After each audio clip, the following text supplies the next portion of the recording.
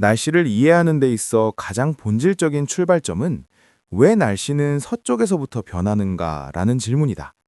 이에 대한 해답은 단순한 현상이 아니라 지구 규모의 대기 순환 구조, 그 중에서도 편서풍, 서풍대의 역학적 작용에 있다.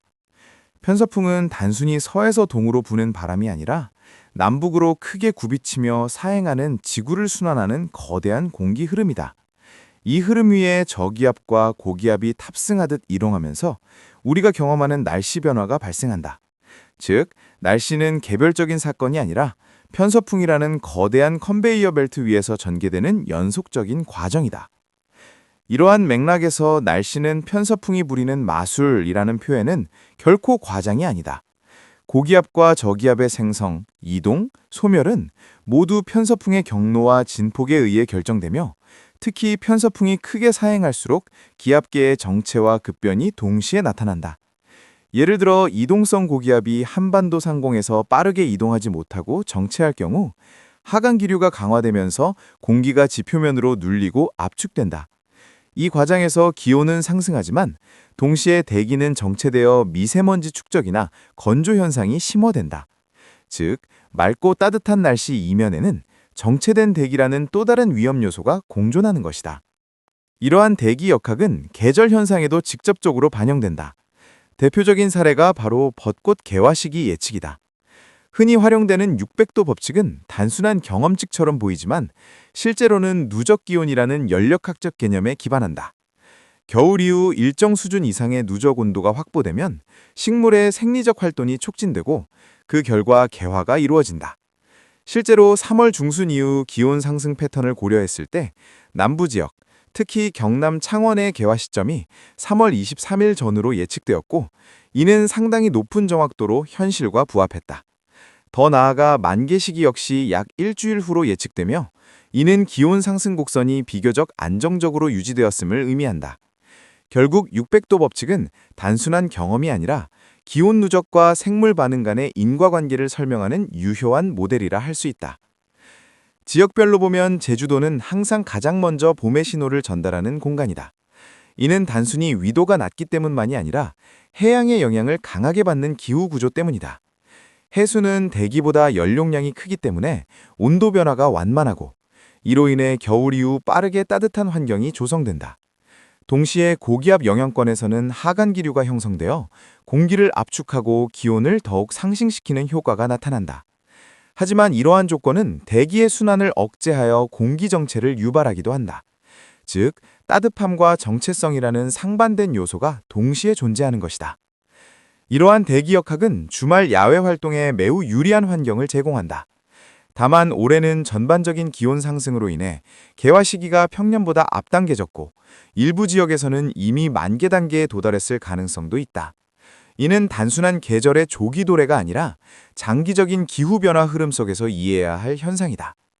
실제로 최근 기후 시스템은 명백한 변곡점을 지나고 있다. 화석 연료 사용 증가로 인한 온실가스 농도 상승은 대기뿐만 아니라 해양까지 동시에 가열시키고 있으며 그 결과 빙하 감소와 해수면 상승이라는 연쇄 반응이 나타나고 있다.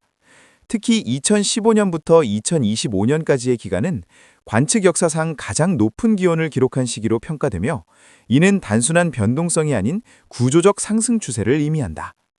더욱 주목할 점은 강한 엘니뇨가 발생했던 2024년을 기점으로 지구 평균 기온이 산업화 이전 대비 1.5도라는 임계선을 처음으로 넘어섰다는 사실이다. 이 1.5도는 단순한 숫자가 아니라 기후 시스템의 안정성을 유지하기 위한 마지노선으로 여겨져 왔다. 문제는 여기서 끝나지 않는다. 대기 중에 축적된 에너지는 결국 해양으로 전달되며 이는 해수면 온도 상승을 가속화시킨다. 그 결과 2025년 현재 대기와 해양 간의 에너지 불균형은 더욱 심화되고 있으며 이는 향후 기상 패턴의 변동성을 극단적으로 키울 가능성을 내포하고 있다. 다시 말해 우리가 경험하는 일상의 날씨, 편서풍의 흐름, 고기압의 정체, 벚꽃의 조기 개화, 이 모든 것은 거대한 기후 시스템 변화의 표면적 징후에 불과하다.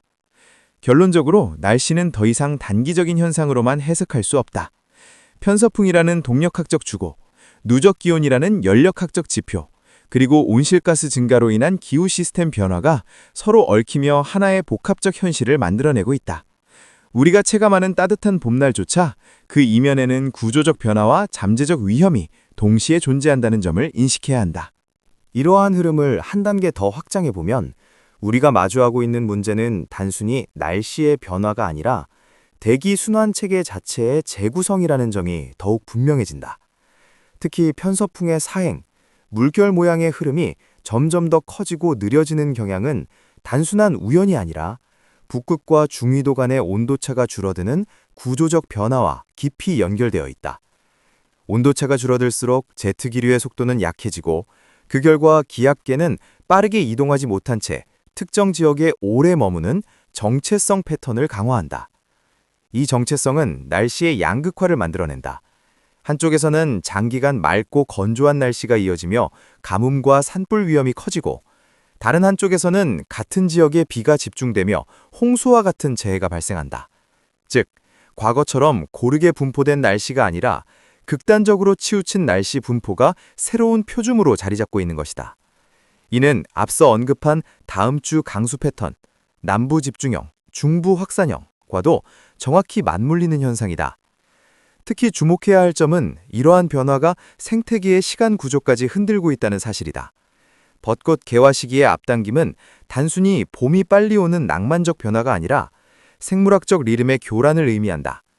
식물의 개화 시기와 곤충의 활동 시기, 그리고 이를 먹이로 삼는 조류의 이동 시기가 서로 어긋날 경우 생태계 전체의 연결고리가 약화될 수밖에 없다.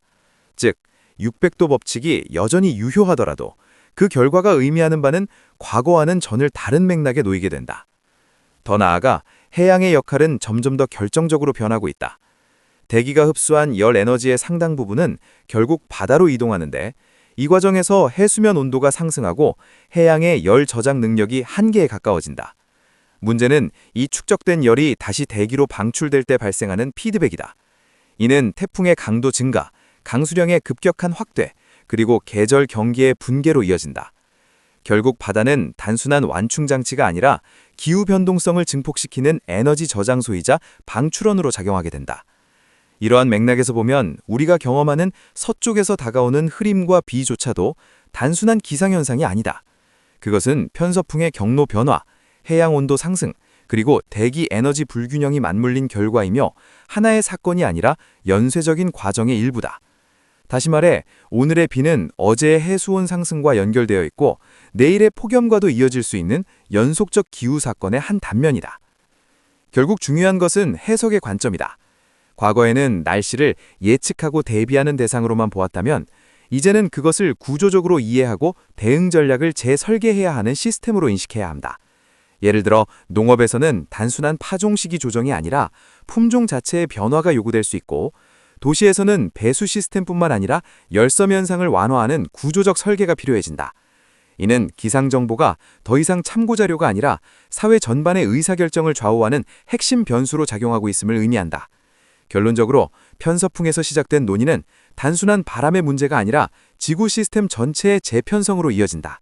벚꽃의 조기 개화, 정체된 고기압, 극단적인 강수, 이 모든 현상은 서로 분리된 사건이 아니라 하나의 연결된 흐름 속에 존재한다. 따라서 앞으로의 날씨를 이해한다는 것은 단순히 하늘을 보는 것이 아니라 그 이면에 작동하는 거대한 에너지와 순환의 구조를 읽어내는 일이라 할 수 있다.